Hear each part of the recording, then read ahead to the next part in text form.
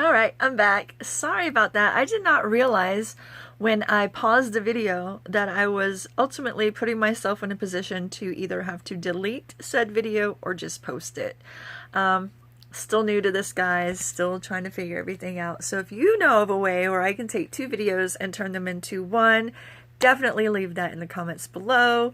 Otherwise, I'm just gonna continue from here and post a new video. And as of right now, the first video is private and locked because I would like both videos to be posted at the same time so that there is really no long pause between the first video and the second video. You don't have to wait. I had to sign off for a few minutes, but I'm better now. Had a little blood sugar problem and I had to send baby back to mommy because she's home now.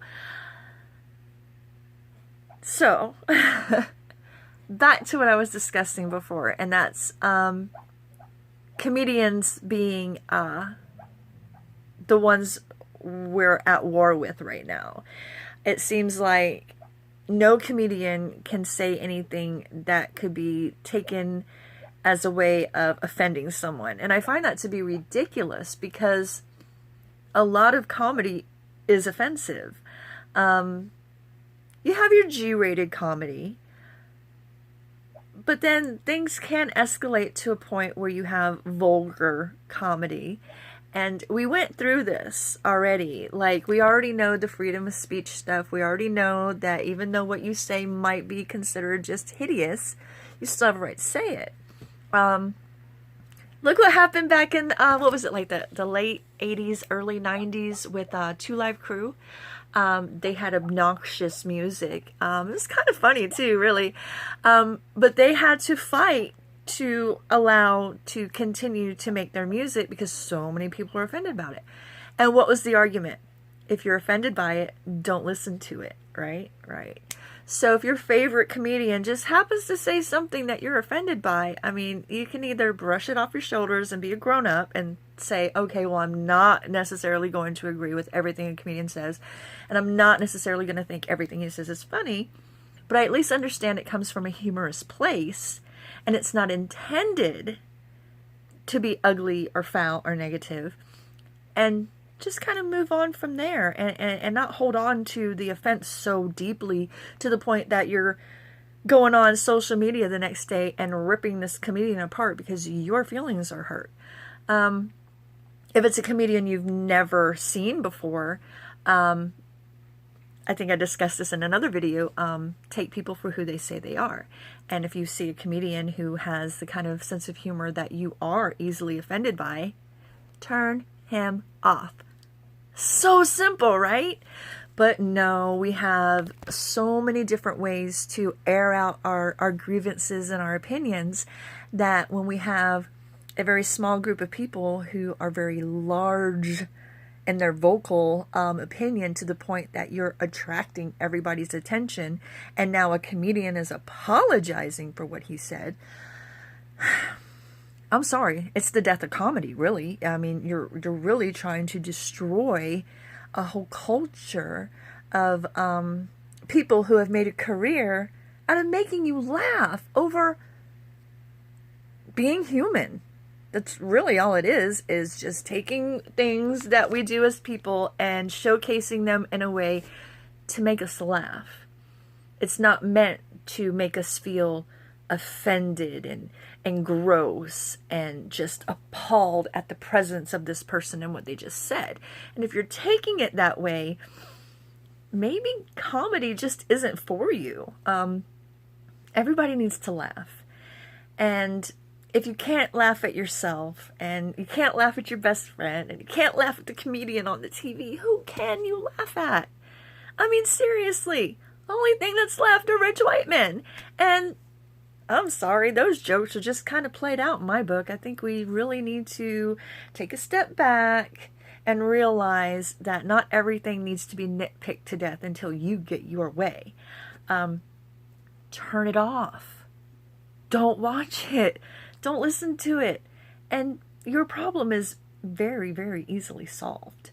So I just find this new wave of comedians apologizing to just be the death of comedy, really. Not real big on a lot of Hollywood's politics. Let's be real. They're really letting us know how they feel and where they stand. And so I do have my opinions on people based on their political ideals. So I don't really like a lot of people in Hollywood right now and how they present certain things. Like Kevin Hart. What he did at one of the award shows as far as just trying to be nasty towards Trump just because everybody else is doing it, I thought was kind of tacky and low-hanging fruit for such a talented guy who could make fun of anything, you know.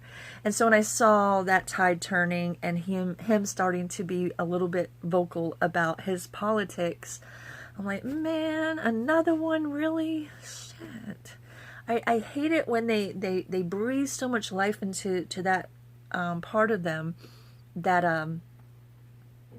you kind of forget that they're a comedian or an actor or whatever. You're just focused on what they just said. And so I kind of have Kevin Hart in the category of, I thought he was funny. I thought he was, you know, pretty cool. But then he kind of jumped on the bandwagon, and that kind of made him, for me, I don't know, it just kind of took away from it a little bit.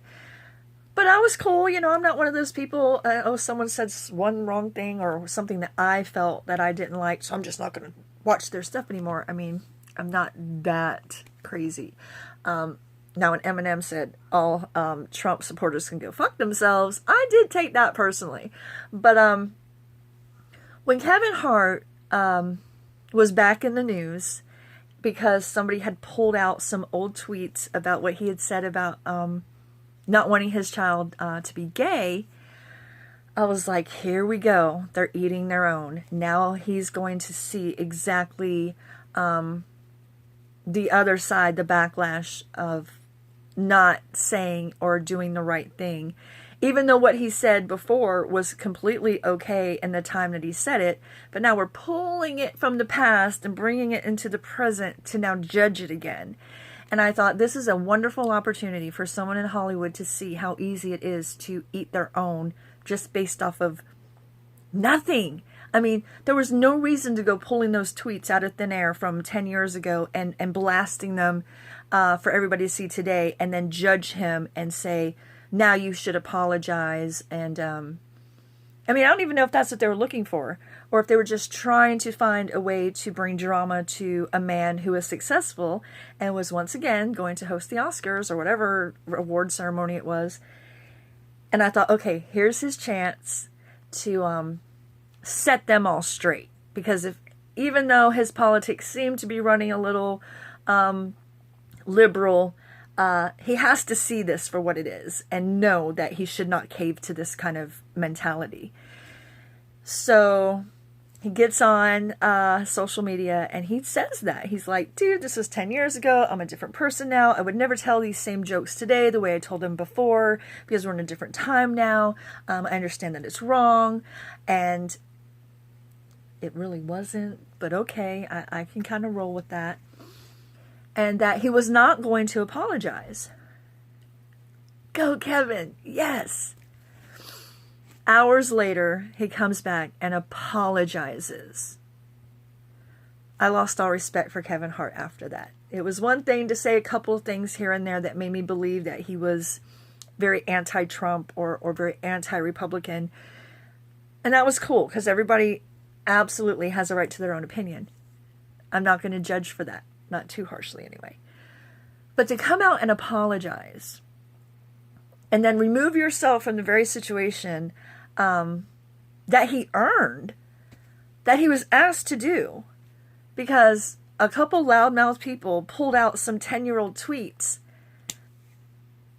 I lost respect for the apology. You should not apologize. If there's one thing we have learned, and that is a very common theme among the right, the conservative crew, is never apologize.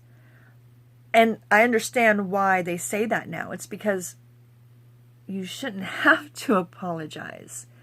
He didn't do anything wrong. He did that skit. a lot, because let's face it, these comedians don't put together a 45-minute skit to just say it one time. They travel the country, and even though they might add or take away based on, whatever, it's the same thing. And then a couple years later, when they've had time under their belt to come up with a new scheme or set or whatever it is that they have something new, and then you go back and you see them again, and then they have something new that they're making fun of. And most comedians make fun of things that are happening in the moment. 10 years ago, that was a really big topic. So there was no reason to apologize. We knew he said this 10 years ago. We knew he tweeted this 8 years ago. We knew that was a part of his skit. So why now all of a sudden are we judging him for something that he did and said and made money off of and everybody laughed at 10 years later, and now he can't host the award show because he's a bad person? He's not a bad person. He's a comedian. Oh my God, that's your job, is to make people laugh. And that's what makes people laugh, is just taking things from the human perspective, like we're human, things that we do are because we're human, and poking fun at it.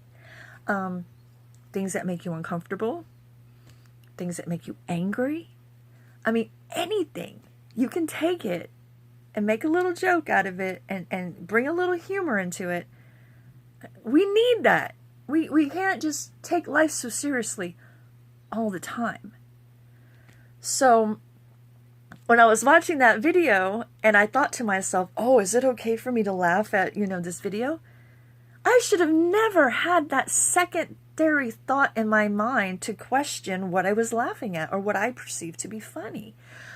She put herself in the video. She obviously thought it was funny. She obviously thought it was something that people would enjoy and watch. So she made herself a part of it. So why am I the bad person for laughing with her? You know what I'm saying? So it just got me thinking once again about how this last year I have seen so many comedians be attacked for no reason. I know some of you, I know where you're going to go with this, and you're going to bring up Michelle Wolf and ask, well, what's different about Michelle Wolf? Or whatever that chick's name is that called Ivanka or Ivana or whoever she called a feckless cunt. There's a difference between being a comedian and poking fun in a lighthearted manner and you really harboring angry feelings for someone and then being passive aggressive and just trying to say something serious under the guise of a joke. That's different. And even though I find abortion jokes funny, because I find all jokes funny, they all come from a real place. And if you can connect with it, cool. If you can't, like I said, not every joke a comedian tells you're going to find is funny. But she took it to a whole other level that made a lot of people really uncomfortable. And whether she was actually poking fun at people who take abortion to the point of birth control, because I heard that. A couple of people told me that she was actually making fun of the abortion topic, and that maybe she wasn't exactly pro-abortion. But she was just making a spectacle out of something that is already a spectacle. And, I can maybe see that. Maybe.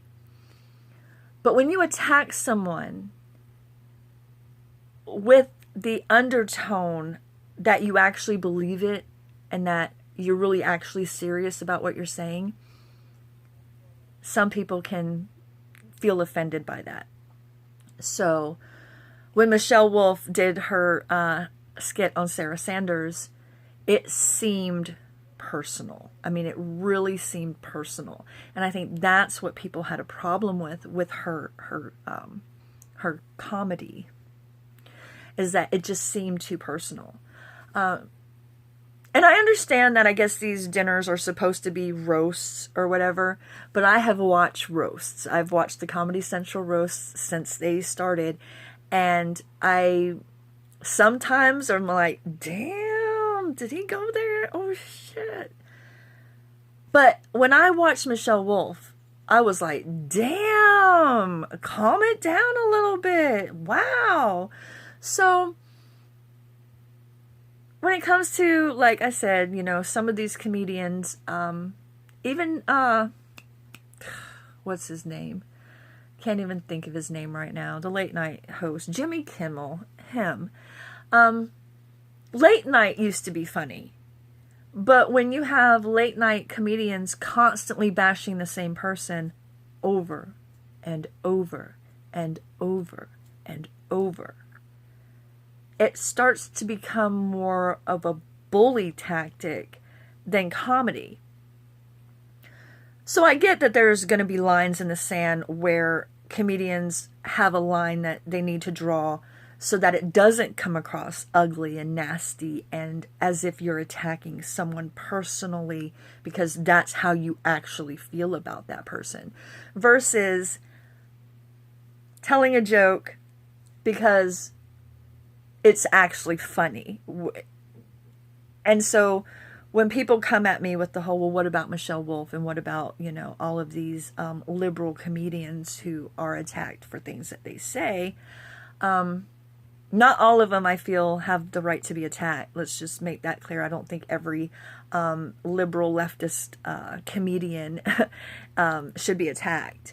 I just, on either side of the political scale, if the joke seems like it's coming from a personal place, that makes people uncomfortable. They don't want to be made to feel uncomfortable. They want to laugh.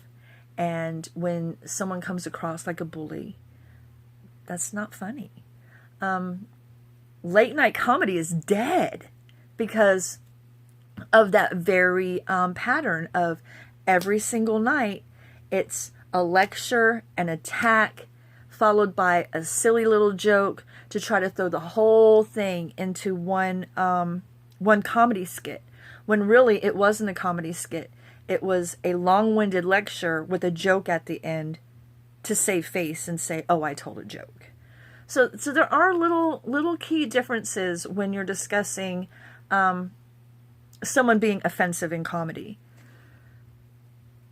But even then, the only way you can separate yourself from that and not be a part of that and not be